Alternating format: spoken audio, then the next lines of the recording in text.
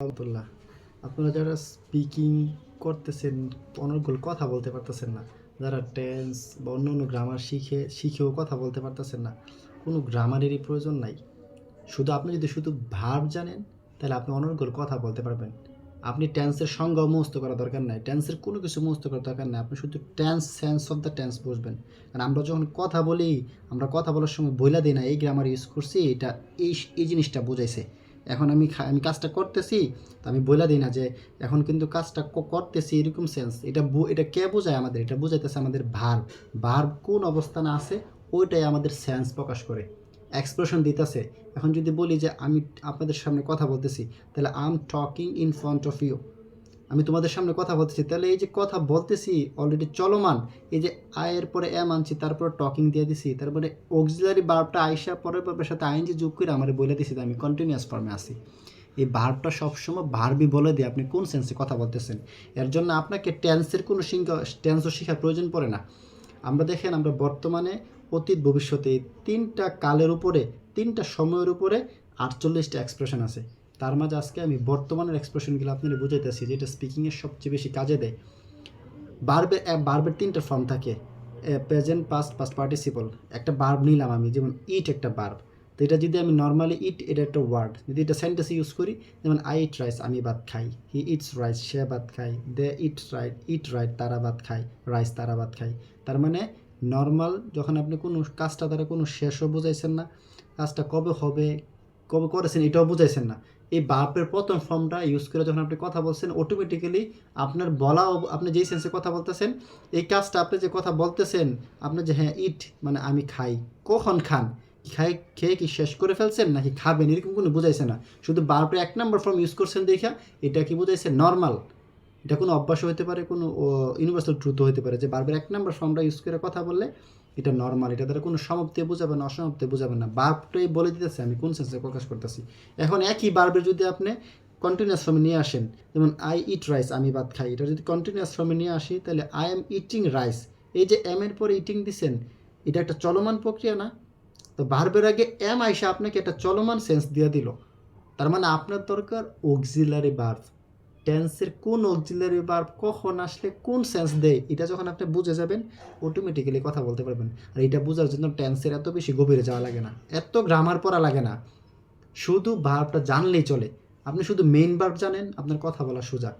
তারপরে দেখেন, এখন হচ্ছে গিয়া এমিজার কন্টিনিউয়াস করছেন, আবার একই ভার্ব ইট, আবার হ্যাভ নেন, এটার আগে যদি হ্যাভ হেজ দিই, মানে আই হ্যাভ ইটিন রাইস, আমি অলরেডি ভাত খেয়েছি।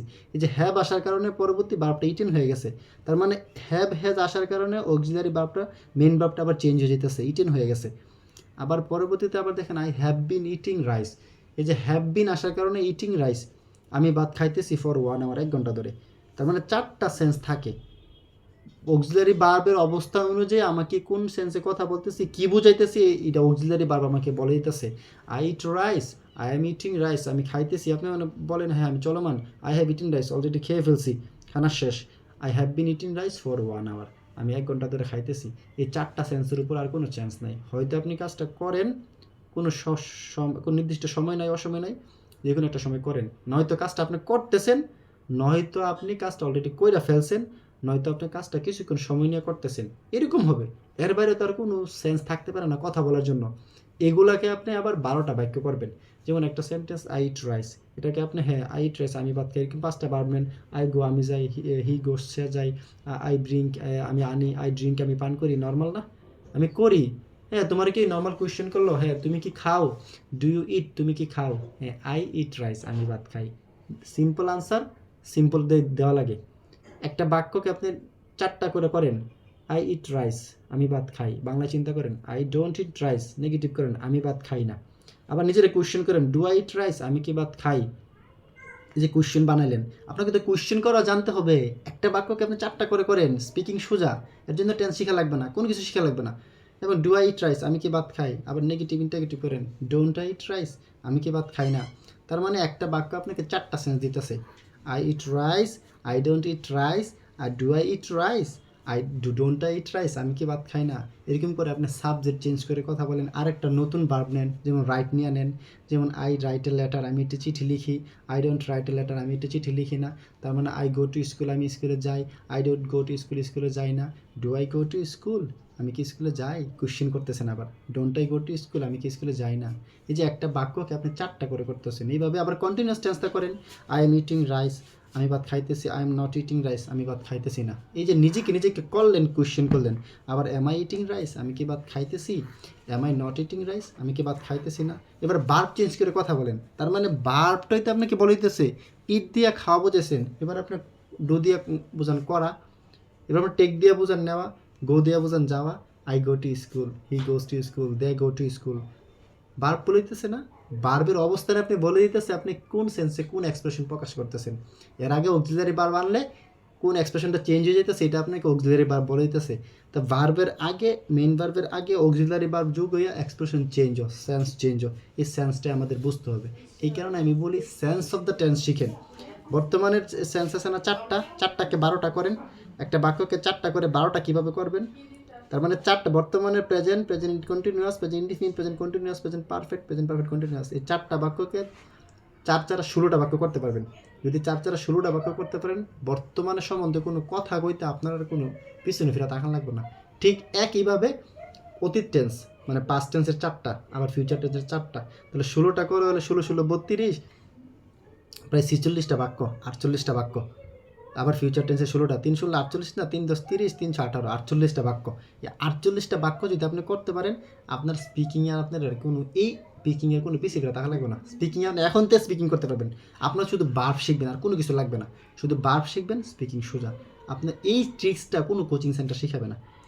এই একটা ট্রিক্সে 1 ঘন্টা 2 ঘন্টা ক্লাস নিলে একটা ট্রিক্সের উপরে স্পিকিং শেষ। আর কোনো জায়গায় যাওয়া লাগবে না স্পিকিংয়ের জন্য। স্পিকিংয়ে আপনার আর কেউ আর কোচিং দইরা হ্যাঁ সে যায়, আমি যাই, সে যায়, এ করে, এই করে, সেই করে, কোনো কিছু প্রয়োজন নাই। শুধু একটা ক্লাসে একটা সেন্স আপনি বুঝতে পারলে, টেন্সের সেন্স অফ দ্য টেন্স বুঝতে পারলে, একটা বাক্যকে 48টা করতে পারলে, ইনশাল্লাহ আপনি স্পিকিং সোজা। আপনি শুধু ভার্ব শিখবেন আর কথা বলবেন। এই সেন্সটা আপনাকে রাইটিংও কাজে দিবে, অ্যাকুরেট করে নিয়ে আসবে আপনার রাইটিংয়ে। আপনারা আজকে 2টা ভার্ব নেন, যে কোনো 2টা ভার্ব নেন। আমি তো গো দিলাম, রাইট দিলাম, আপনারা রিড নেন বা ছোটো ছোটো ভার্ব নেন। ছোটো ছোটো ভার্ব নিয়ে করেন, সাবজেক্ট চেঞ্জ করে বেরা। যেমন শি রাইটস এ লেটার, আবার লেখেন she isn't write a letter, সেটা চিঠি লিখে না। আবার অন্য ভার্ব নেন, is she write a letter, সে কি চিঠি লিখে, কোশ্চেন করেন। Isn't she write a letter, সে কি চিঠি লিখে না। এভাবে আপনি কন্টিনিউয়াসটাকে 4টা করেন, প্রেজেন্ট পারফেক্টটাকে 4টা করেন, প্রেজেন্ট পারফেক্ট কন্টিনিউয়াসকে 4টা করেন, 4 4 16টা বাক্য করেন, তাহলে আপনি ইনশাল্লাহ স্পিকিংয়ে কথা বলতে পারবেন। আপনিও পারবেন, ইনশাল্লাহ আপনিও পারবেন। সেন্স অফ দ্য টেন্স বুঝেন। আমাকে 2টা ভার্ব নিয়ে প্র্যাকটিস করে আমাকে পাঠান, ফোনে দেন, নয়তো ইমেলে দেন, নাহলে ফোন করে বলেন, মেসেজে জানান, কমেন্টে জানান। ইনশাল্লাহ সলভ করে দিব, আরও ভালো করে বুঝাই দেবো ইনশাল্লাহ। যে সেন্স অফ দ্য টেন্সটা বুঝলে স্পিকিং সোজা, একদম পানিবাদ স্পিকিং। আমাকে প্র্যাকটিস করে জানান, কমেন্টে জানান, শেয়ারে জানান বা ইমেলে জানান, ফোনে জানান, কিন্তু জানান, স্পিকিং করা শিখেন। শুধু কোচিংয়ের ধারে ধারে ঘুরেন না। স্পিকিং যে সোজা একটা জিনিসের আপনি বুঝতে পারবেন, সেন্স অফ দ্য টেন্স। আমার কয়টা ভার্ব নিয়ে যারা স্পিকিং করতেছেন, আইএলটিএস প্রিপারেশন নিতেছেন, মুখ দিয়ে কথাই আসে না, শুধু ভার্ব জানা থাকলে কথা বলতে পারবেন। আমাকে 2-3টা ভার্ব নিয়ে প্র্যাকটিস করে জানান, ইনশাল্লাহ আপনিও ভালো করবেন।